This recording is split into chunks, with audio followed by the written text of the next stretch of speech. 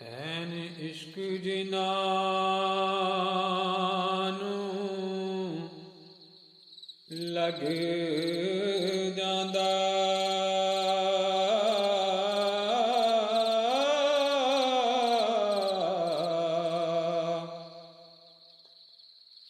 ਸੁੱਕ ਜਾਂਦੇ ਓ ਵਾਂਗ ਕਾਨਿਆਂ ਦੇ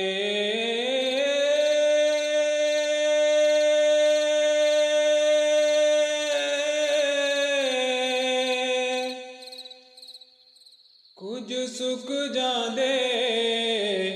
ਕੁਝ ਮੁੱਕ ਜਾਂਦੇ ਨਾਲ ਖਲਕਤ ਦੇ ਤਾਨਿਆਂ ਦੇ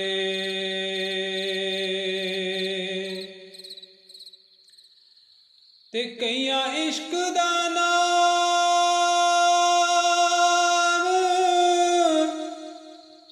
ਬਦਨਾਮ ਕੀਤਾ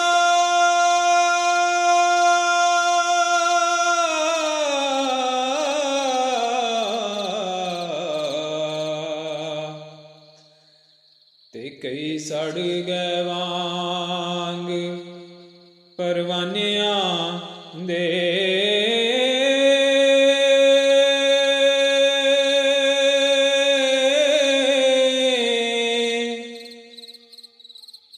ਵਸ ਸ਼ਾਮੀਆਂ